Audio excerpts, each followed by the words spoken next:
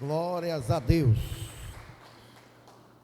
Meus amados irmãos, nós vamos estudar hoje a penúltima carta para as igrejas ali do Apocalipse, as igrejas da Ásia Menor.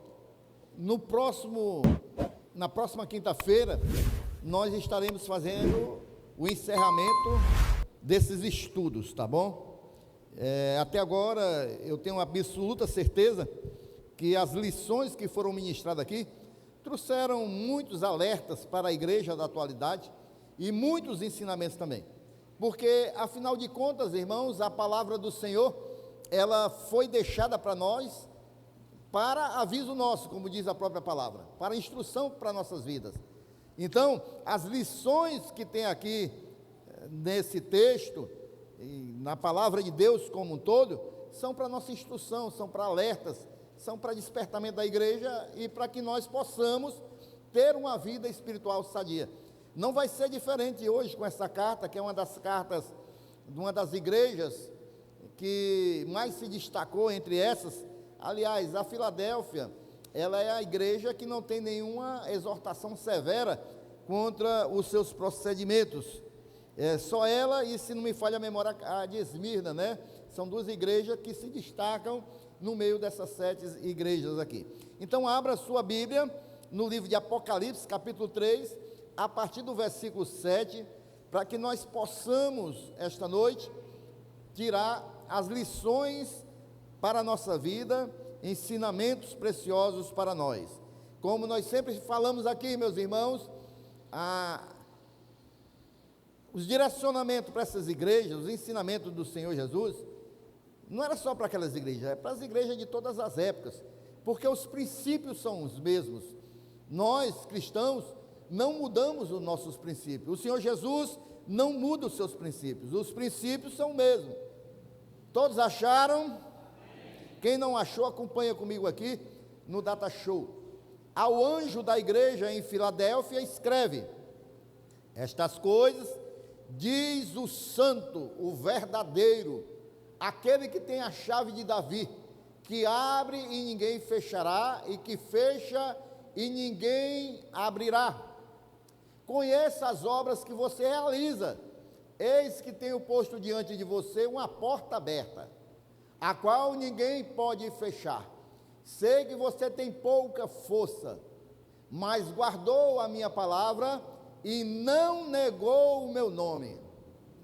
Eis o que eu farei com alguns dos que são da sinagoga de Satanás, desses que se declaram judeus e não são, mas mentem. Eis que farei com que venham até você, prostrem-se aos seus pés e reconheçam que eu amo você. Você guardou a palavra da minha perseverança, por isso também eu o guardarei da hora da provação que há de vir sobre o mundo inteiro, para pôr à prova os que habitam sobre a terra. Amém? Opa, ainda tem o versículo 11, pode ir. Venho sem demora, conserve o que você tem, para que ninguém tome a sua coroa. Ao vencedor, farei com que seja uma coluna no santuário do meu Deus, e dali jamais sairá. Gravarei sobre ele o nome do meu Deus, o nome da cidade, a nova Jerusalém, que desce do céu, vinda da parte do meu Deus, e o meu novo nome. Amém, igreja? Vamos fazer mais uma oração. Senhor Deus e Pai, muito obrigado pela oportunidade de estar aqui no teu altar mais uma vez, e continua, Pai, falando conosco através dos estudos, meu Deus, destas cartas. Nós somos uma igreja, Pai, que queremos, meu Pai, ouvir a tua voz, queremos aprender, meu Deus, com os teus ensinamentos. Por isso fala conosco esta noite. Usa a minha vida, Pai, que o teu nome seja glorificado, meu Deus, que toda ação contrária seja repreendida, que o Senhor continue aqui esta noite sendo exaltado, glorificado, porque o Senhor, Ele é digno de toda honra e toda glória, e que teu Santo Espírito, Pai, continue fazendo com que a palavra que sair aqui do altar venha se transformar em vida em nossos corações, e que a palavra, meu Pai, venha, meu Deus, ser transformada naquilo que o Senhor quer falar com cada um de nós esta noite, pelo teu poder, Senhor Jesus. Assim nós te oramos e te glorificamos. A igreja diz amém e aplaude o Senhor Jesus.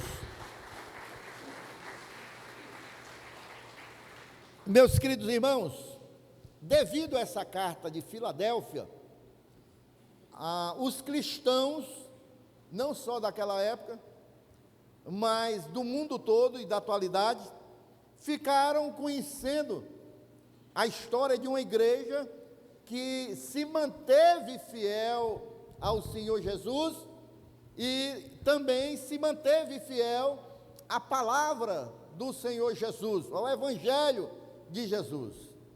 A igreja de Filadélfia, como o próprio nome diz, estava localizada na cidade de Filadélfia. Era uma das cidades ali da Ásia Menor, era uma província romana.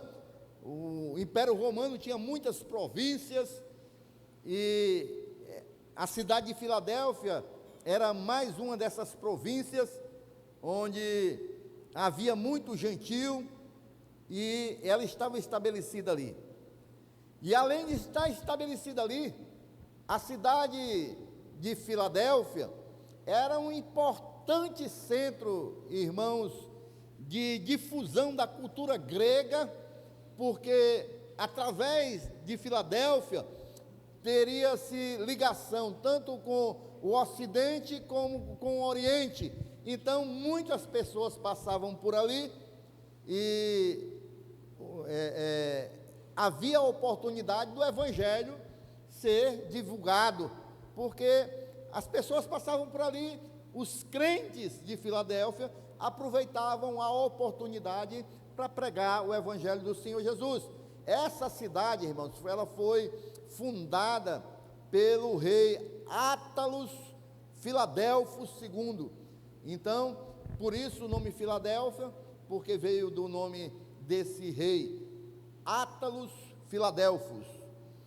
Mas por conta da região vulcânica onde esta cidade foi estabelecida, ela tinha essa vantagem de ter ligação com o Oriente e o Ocidente.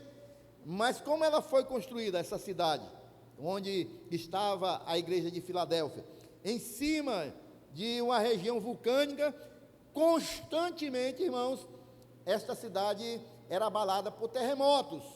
Inclusive, no ano 17 depois de Cristo, houve um grande terremoto lá, que colocou totalmente essa cidade abaixo, e ela sempre estava sendo abalada por terremotos. Eu estou contando esses detalhes históricos aqui, irmão, nós vamos já chegar nos ensinamentos, mas eles são importantes dentro desse texto bíblico, para a gente conhecer todo o contexto, irmãos.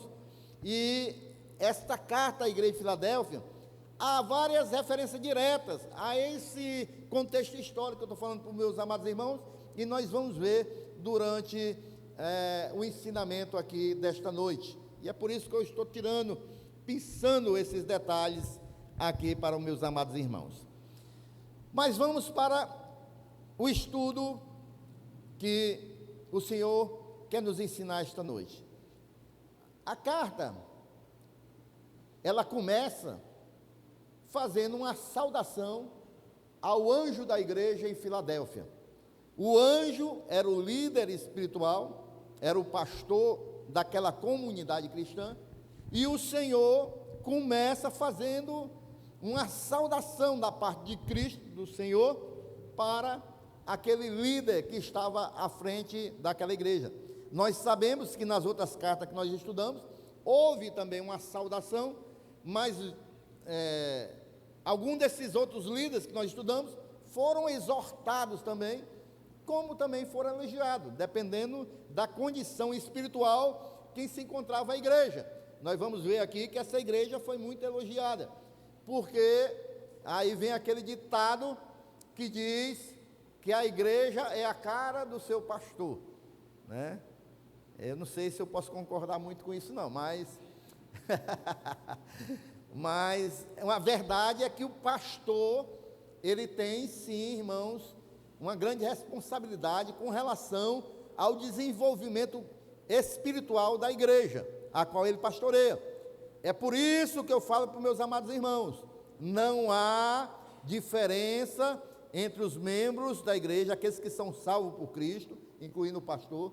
A única diferença que há entre nós é que eu vou ser mais cobrado do que os meus amados irmãos, e isso exige de mim, muitas das vezes, uma postura diferente, de maior responsabilidade e de maior cobrança. Se eu vou ser cobrado, eu tenho que cobrar algumas coisas da igreja do Senhor Jesus, porque se eu não cobro, eu vou prestar conta disso com o Senhor. Amém, irmãos? Amém. O Senhor Jesus fala ao anjo da igreja, e em seguida, Cristo, ele vai se identificar, e eu acho isso aqui, irmãos, só isso aqui já dá uma pregação. Ele diz, estas coisas diz, aí ele vai se identificar, o santo, o verdadeiro, aquele que tem a chave de Davi, que abre e ninguém fechará, e que fecha e ninguém abrirá. Esse é aquele a qual nós servimos, é aquele que salvou as nossas vidas, é aquele que está no controle da igreja, é aquele que tem sim todo o poder na sua mão, é o Senhor Jesus. Ele vai dizer, irmãos, o santo, porque ele é santo em si mesmo. O Senhor Jesus, ele não precisa fazer nenhum exercício ou buscar santificação, pelo contrário, ele é a fonte de toda a santificação. Quem está caminhando nesse processo de santificação sou eu e você, mas o Senhor Jesus não, ele diz, é o santo que está falando, ele é santo, toda a pureza e santidade está em Jesus Cristo, e é por isso, se nós queremos nos tornarmos cada dia mais puros e santos e verdadeiros, nós temos que nos aproximar do Senhor Jesus, porque Ele é santo, e a gente não pode deixar de exaltar, porque Ele é santo, e lá na glória, os anjos exaltam ao redor do grande trono, e nós estaremos lá naquele grande coral, dizendo, santo, santo, santo, porque Jesus é santo. Amém, irmãos?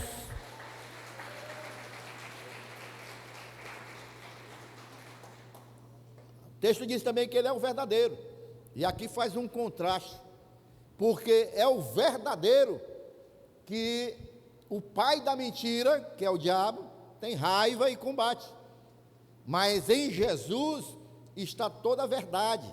Jesus, a gente não pode esquecer, irmãos, que o Senhor Jesus é o verbo, a palavra que se fez carne, e a palavra é o Senhor Jesus que se transforma em vida para nossas vidas.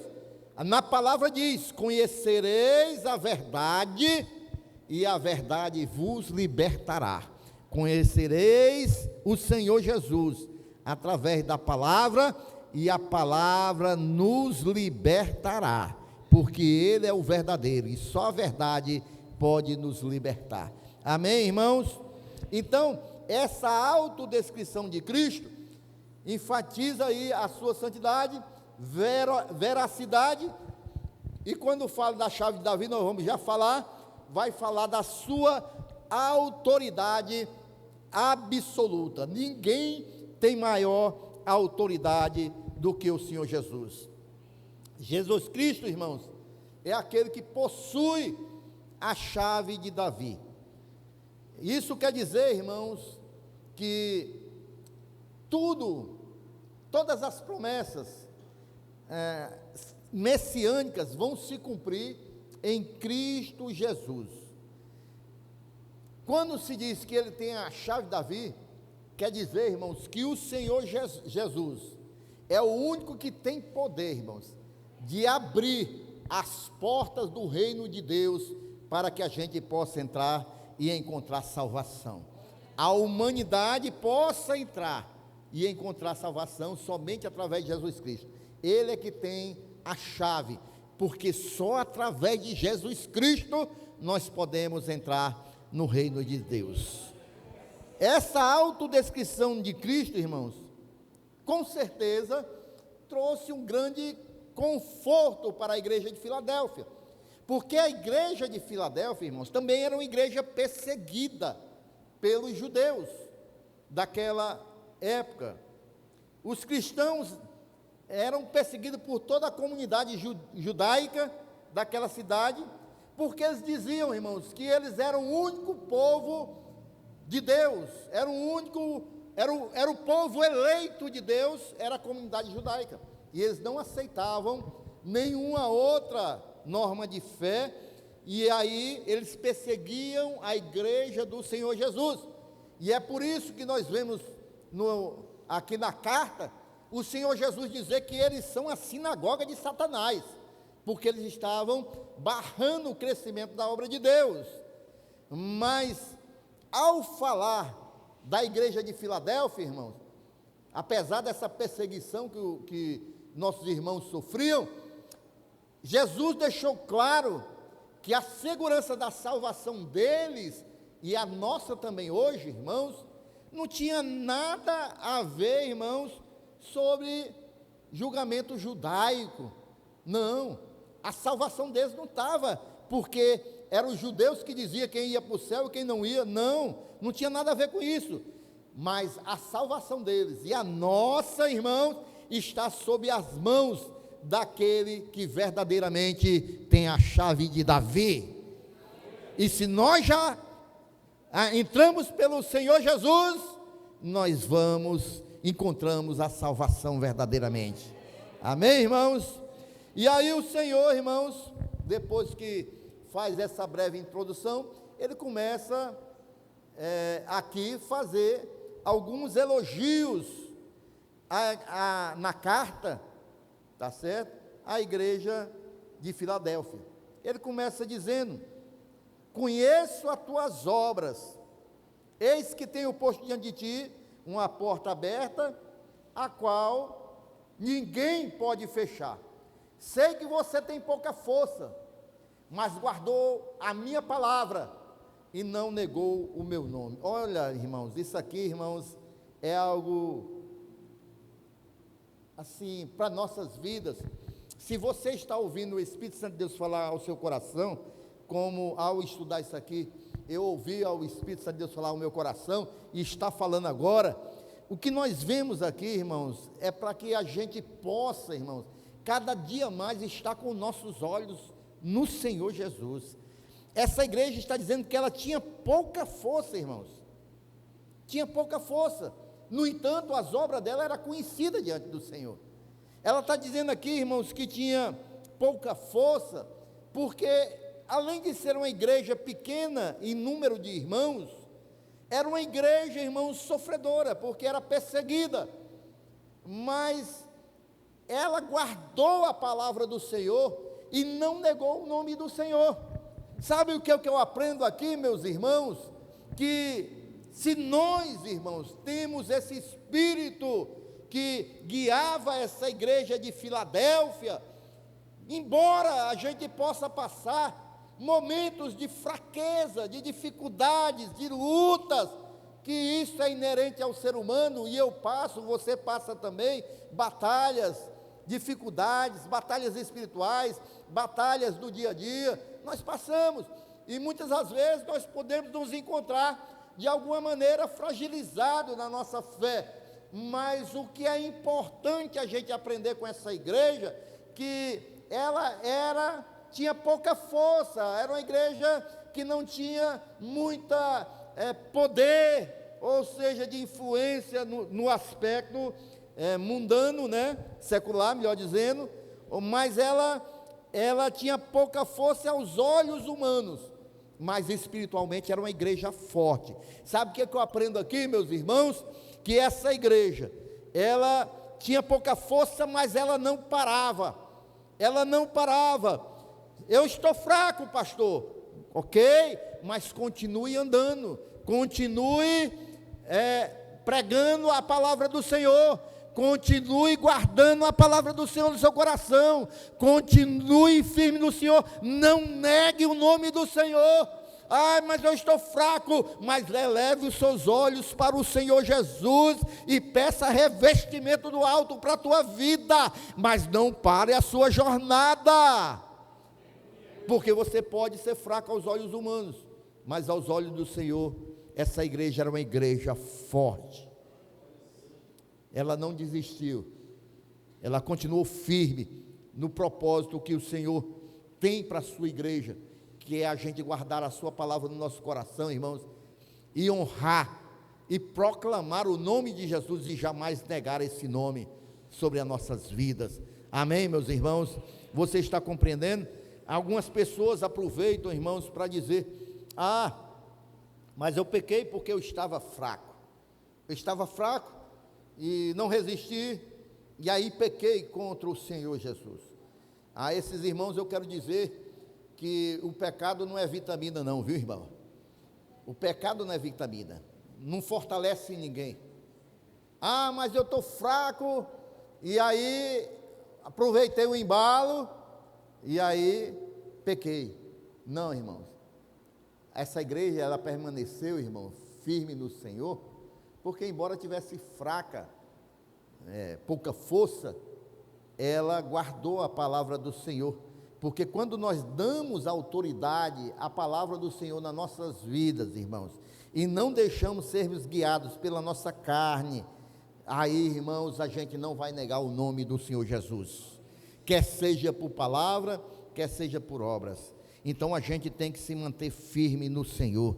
Eu quero deixar essa palavra para você esta noite. Eu não sei como você chegou aqui, porque muitas pessoas podem ter chegado aqui dizendo assim: eu estou como os crentes de Filadélfia, eu não tenho nenhuma força. Mas esta noite eu quero te dizer que aquele que tem a chave de Davi na sua mão, que aquele que tem todo o poder no céu e na terra, é Ele que nos fortalece, é Ele que nos sustenta, é Ele que guarda nossas vidas, é Ele que tem a sua mão nos conduzindo como o bom pastor que Ele é Ele que através do seu Santo Espírito enche as nossas vidas e nos faz ficar forte novamente para a glória do seu santo nome. Por isso esta noite receba a palavra do Senhor na tua vida, enche o teu coração da palavra do Senhor e se fortalece nele, que é a nossa verdadeira força.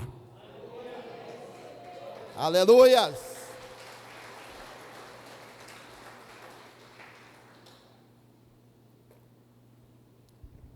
Deus havia colocado diante daquela igreja uma porta aberta. Essa porta era a porta da evangelização, era a porta da salvação. O nosso Senhor, como eu falei, Ele tem a chave que abre a porta do reino de Deus. O nosso Senhor, Ele gosta, em toda a sua palavra, falar das portas. Ele mesmo diz, lá no Evangelho de João, capítulo 10, que Ele é a porta das ovelhas. Ele é o bom pastor e Ele é a porta das ovelhas. Ele diz que Ele não é salteador, não, Ele é a porta, é por onde as ovelhas entram e encontrarão pastagem. Já o mercenário não, o mercenário ele entra por outros lugares, mas Jesus não, Ele é a porta. O Senhor Jesus também, Ele nos diz, irmãos, que aqueles que querem estar em Cristo Jesus, tem duas portas, tem a porta estreita e tem a porta larga. Se você quer ter uma vida verdadeiramente feliz, porque a gente só encontra a verdadeira felicidade, a satisfação para nossa alma em Cristo Jesus, não tem outro caminho.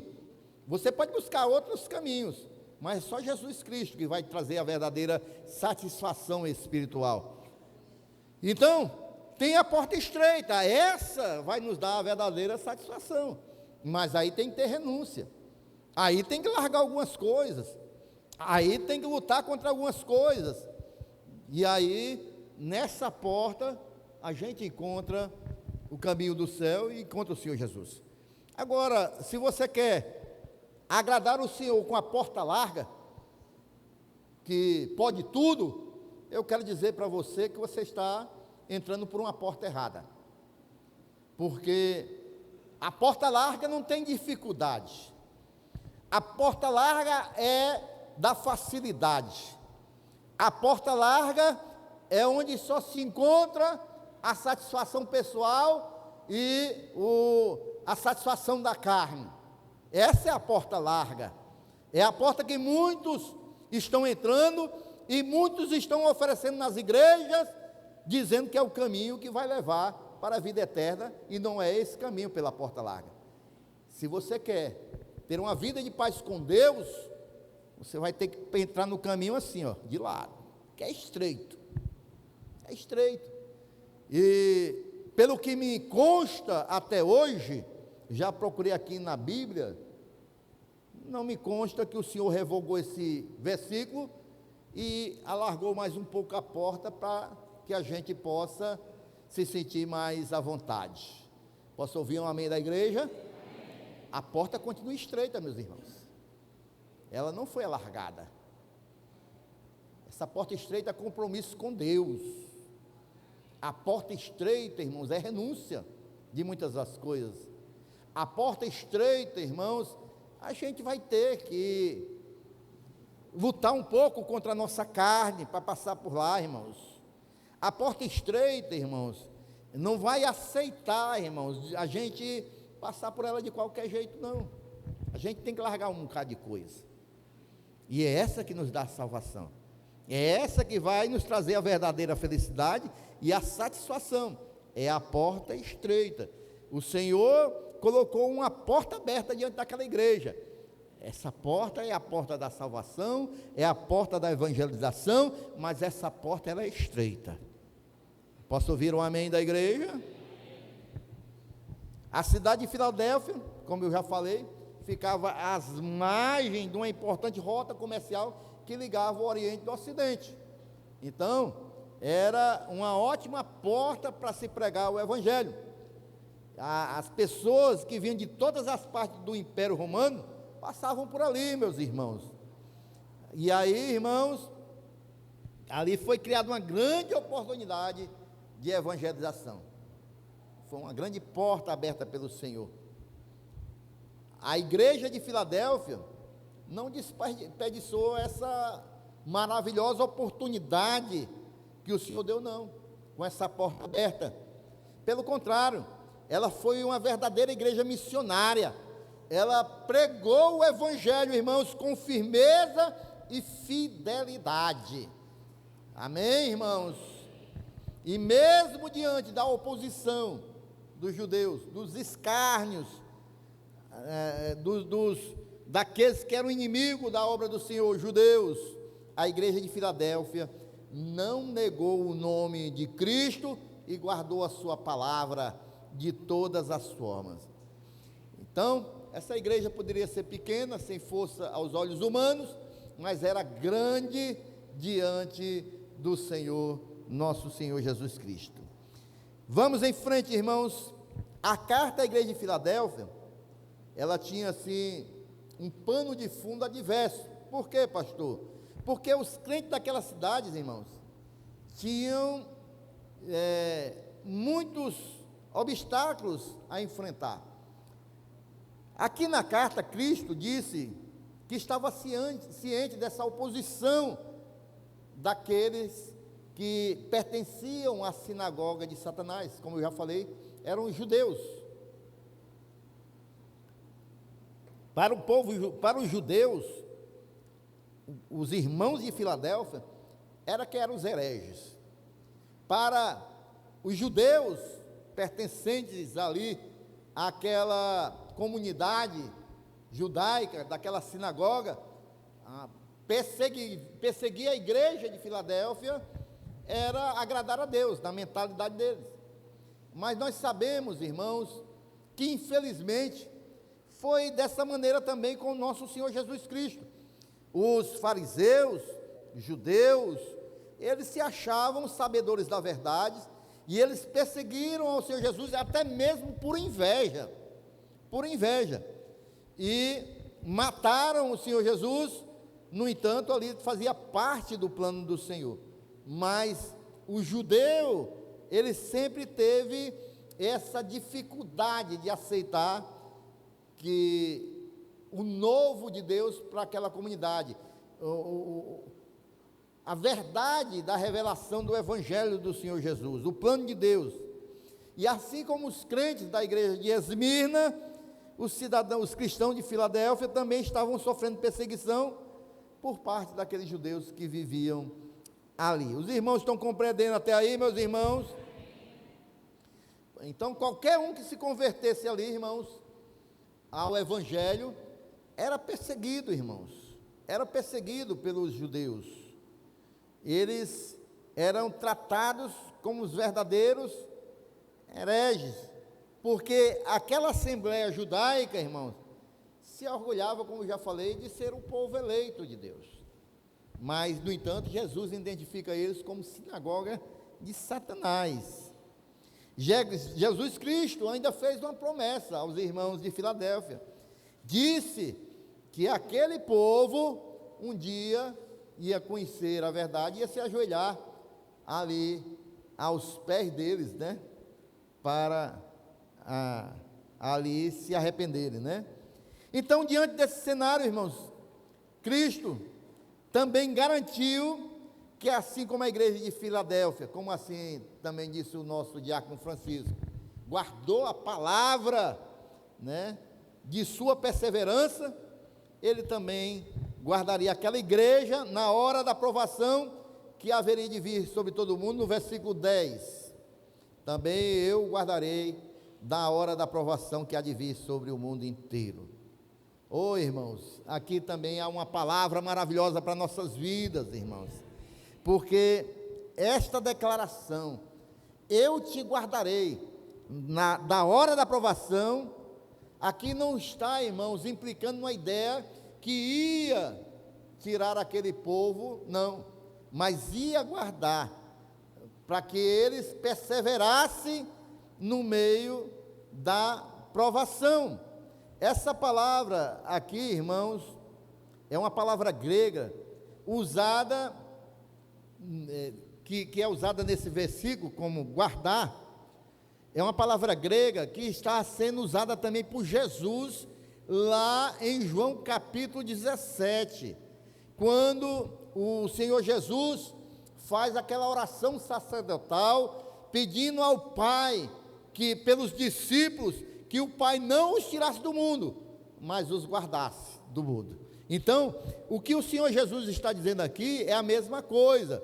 Eu não vou tirar vocês do meio da provação, mas eu vou guardar vocês no meio da provação. O que o Senhor está falando conosco esta noite, irmãos, é isso, que muitas das vezes nós podemos passar por uma provação, mas nós não vamos passar só por essa provação, nós vamos passar com o Senhor das nossas vidas ao nosso lado, nos guiando e nos fortalecendo, irmãos. Ele muitas vezes, irmãos, não vai tirar da provação, mas vai passar conosco na provação, assim como os homens da fornalha, que estavam lá, naquela fornalha, mas o terceiro homem estava lá, o quarto homem estava lá da fornalha, estava com eles em meio à fornalha, em meio à provação. Eu não sei se você chegou aqui esta noite passando alguma provação, mas eu quero te dizer que a promessa do Senhor Jesus é que está conosco na hora da provação. É Ele que vai nos fortalecer, é Ele que vai nos animar, é Ele que vai nos guiar, vai nos direcionar, e a gente vai passar pela provação, porque o Senhor passa conosco, irmãos. Amém, irmãos? Glórias a Deus. O que Cristo estava dizendo aqui, irmão, em outras palavras, é que Ele não ia livrar nossos amados irmãos ali de Filadélfia, não, irmãos, da aprovação não, mas que ele haveria de livrá-los através da aprovação, é através da aprovação. Essa é uma garantia que se estende a todos os cristãos de todas as épocas, tá certo? O Senhor vai nos ajudar em meio às provações, irmãos. O crente podem ser confortados de que o Senhor preserva o seu povo na hora da provação que se abate sobre o mundo. A gente vai ser preservado, irmãos. Amém, meus irmãos? E aí, irmãos, não vou nem entrar nessa seara não, né? E aí a igreja vai passar pela grande tribulação, vai ser livrada no meio da tribulação, ou só depois da tribulação? O Senhor está dizendo que Ele guarda, né? No meio da provação, né? Na hora da provação. Mas aí a gente tem que meditar sobre isso aí, mas não vou entrar nessa seara aí não, porque é longa esse debate. Meus irmãos, à luz de toda essa verdade sobre a preservação divina que Cristo guarda o seu povo, Cristo informou aqui aos crentes de Filadélfia que Ele não ia demorar da sua volta. Ele fez uma promessa para a igreja. Ele diz o seguinte, no versículo 11: venho sem demora. Sabe o que ele diz aqui, irmãos? É muito interessante também. Ele diz, olha, conserve o que você tem, para que ninguém tome a sua coroa. Se a gente observar aqui, irmãos, aqui fica muito claro, e é uma outra seara também, que é bom a gente atentar aqui fica muito claro, irmãos, por um lado, tem a soberania divina, e pelo outro lado tem a responsabilidade humana, porque tem pessoas que dizem que Deus é soberano sobre tudo, e o homem é só uma peça nesse tabuleiro, o homem não decide nada, já está tudo decidido por Deus. Mas daqui a gente pode ver que tem o fator divino e tem a responsabilidade humana. O Senhor está dizendo, olha, o Senhor vai dizer assim aqui, ó: eu te guardarei, né? O Senhor está dizendo o versículo antes, né? Também eu guardarei na hora da provação que há de vir sobre o mundo inteiro. Aí é soberania de Deus, guardar o seu povo, para pôr à prova os que habitam sobre a terra. Vem o se devora. Agora vem a responsabilidade humana. Conserve o que você tem, para que ninguém tome a sua coroa. Aqui não é Deus não, irmãos. Aqui é cada um de nós tem que guardar a nossa coroa. Amém ou não amém, irmãos? Então, irmãos, muitas pessoas querem jogar a responsabilidade só para o Senhor, como se o homem não tivesse, e aí vem a palavrazinha chave, livre-arbítrio, para decidir, porque o Senhor está dizendo aqui, olha, eu vou guardar vocês das provações que vieram sobre o mundo, mas conserve o que você tem, para que ninguém tome a sua coroa. Aí é com você, a responsabilidade é sua. Eu vou estar guardando, mas você tem que fazer a sua parte. Amém ou não amém, igreja? Quantos estão compreendendo? Amém. Aí o pastor vai puxar brasa para a sua sardinha. Se Deus está dizendo isso para aquela igreja, irmão, e Deus, Ele compartilhou, eu faço a minha parte e você, a igreja, faz a sua. Quem é o pastor para ter todo o domínio sobre todo o rebanho, no sentido de arcar com toda a responsabilidade pela decisão dos irmãos? O pastor orienta, o pastor fala, o pastor ora, o pastor aconselha, mas você tem que fazer a sua parte. Conserve o que você tem, para que ninguém tome a sua coroa. Amém, irmãos? Então, irmãos, o interessante aqui, irmãos, um outro detalhe importante, é que na carta à igreja de Filadélfia, Jesus Cristo está dizendo que aqueles crentes já possuíam a coroa, a coroa de um vencedor. Ou seja, a exortação não dizia para eles conquistarem uma coroa, mas para simplesmente cuidarem apropriadamente da coroa que eles já possuíam. Tanto é que ele está dizendo para ninguém tomar sua coroa. Por quê, irmãos? Porque a salvação começa aqui, irmãos.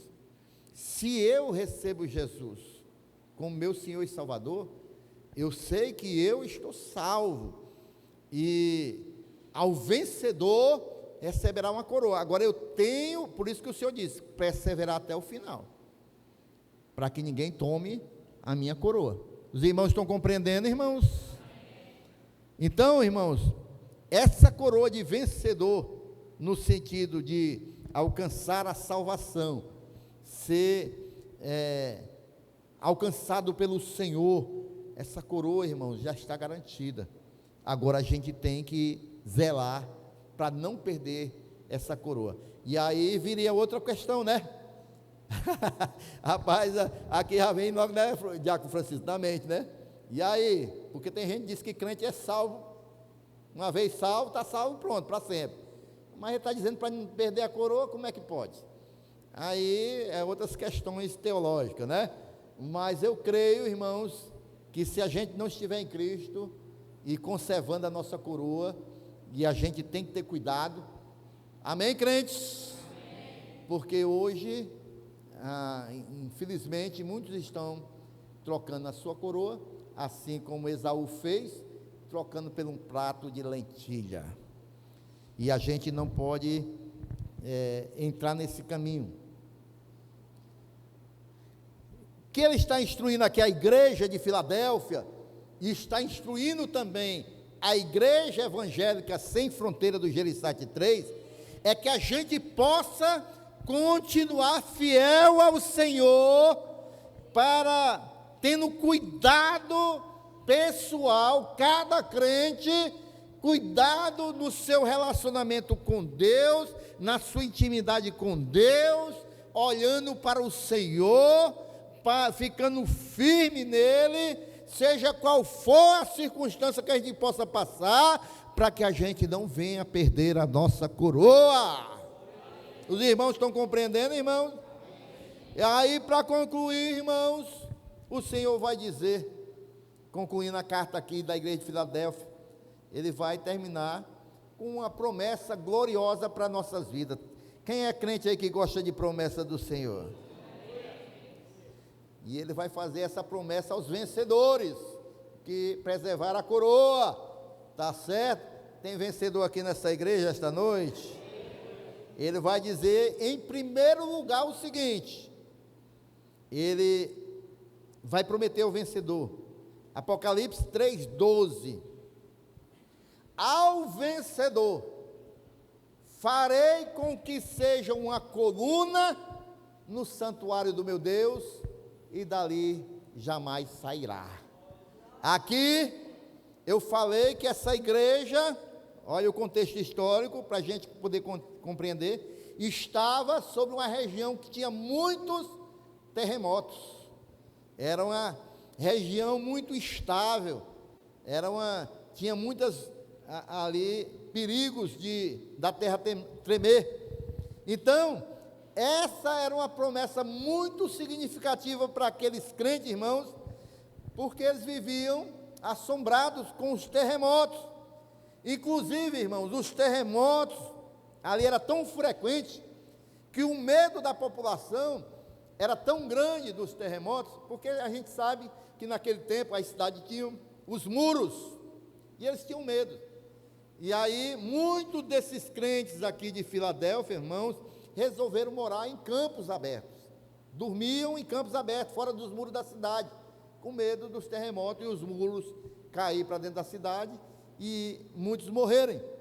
Mas aí, irmãos, quando Cristo faz essa promessa, porque as colunas lá terrenas poderiam desabar, poderiam cair, devido aos terremotos. Mas aí Cristo prometeu uma estabilidade permanente aos vencedores. Afinal, esses crentes seriam colunas no templo do Senhor nosso Deus, e de lá jamais precisariam sair, correr, fugir. Não, estariam ali para sempre, como colunas do santuário de Deus. Amém, irmãos? Os irmãos estão compreendendo, irmãos? Porque na cidade celestial, os crentes de Filadélfia não iam precisar fugir, correr, com medo de terremoto não, irmãos. E a cidade celestial, irmãos, é uma cidade que o Senhor já tem projetada, guardada para os santos. É uma cidade totalmente diferente, e ali os crentes vão ser coluna no santuário de Deus. Esse é o primeiro ponto. O segundo lugar, irmãos, Cristo prometeu gravar sobre o vencedor o nome de seu Deus e o nome da cidade do seu Deus, isto é, a Nova Jerusalém e o seu próprio nome. Aqui é interessante, porque quando eu falei para os meus amados irmãos que Filadélfia foi arrasada por um terremoto em 17 depois de Cristo, a cidade recebeu ajuda financeira para ser reconstruída pelo Império Romano. E aí aquela cidade, Filadélfia, como gratidão ao imperador, aí honraram ali o imperador Tibério, né? Ela mudou de nome algumas vezes, Filadélfia, tanto do imperador Tibério, como do imperador Vespasiano. Ela pegou e foi alterado o nome dela para homenagear esses imperadores. Então a promessa aqui do Senhor para os crentes fiéis de Filadélfia é que eles receberiam um novo nome. Realmente era muito significativo. Era um nome, irmãos, que eles não sabiam que nome era, mas sobre aquela cidade estaria ali o nome da Nova Jerusalém, tá certo? Diferente daquela cidade que tinha recebido um nome em homenagem a um deus ali, que era o imperador romano, era considerado um deus. Os crentes da igreja de Filadélfia teriam escrito sobre si o nome divino, numa indicação de que pertenceriam a Deus e estariam numa nova cidade, a cidade celestial, a Nova Jerusalém, para onde vai eu e vai você, é para onde nós estamos caminhando. Nós um dia, irmão, vamos nos mudar dessa região aqui. O Gereçate não vai ser mais nem lembrança para nós. Ei, irmão, você que fica se preocupando que dia passa o carro do lixo, na Nova Jerusalém não se preocupe mais nisso não, não vai ter mais isso não, irmão, porque lá nós vamos estar só na presença do nosso Deus, adorando Ele constantemente. E se eu fosse você, eu já começava a ensaiar e já começava a glorificar ao nosso Deus aonde você está. Aleluias! Eu acho que é uma das maiores preocupações dos crentes do Gereçade 3 hoje, é que dia passa o carro do lixo. Irmãos, lá você não vai se preocupar com isso não, porque lá não vai ter sujeira, não vai ter impureza. Lá vai ser tudo purificado pelo poder remidor do nosso Deus perpetuamente, irmãos. Então, meus irmãos, essa igreja de Filadélfia, ela foi fundada no tempo do apóstolo Paulo, e historicamente ela era a menor dessas igrejas que nós estamos estudando, irmãos. A Filadélfia era a menor das igrejas da Ásia Menor, mas foi a igreja que atravessou mais séculos, irmãos. Foi essa igreja.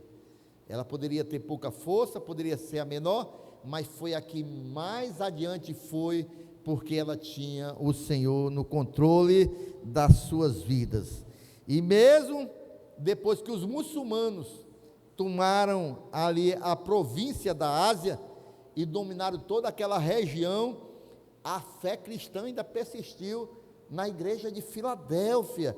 E ainda hoje, irmãos, há ali naquela região cristãos, porque aquela região agora é da Turquia, mas ainda hoje há cristãos naquela região, porque esta igreja, ela se manteve firme no Senhor e prolongou a sua jornada com o Senhor, e ela é um exemplo para nossas vidas e para essa igreja, para que a gente possa estar sempre na presença do Senhor, e enquanto nós estivermos aqui nessa terra, irmãos, a gente guardar a palavra do Senhor e o seu nome nas nossas vidas, amém?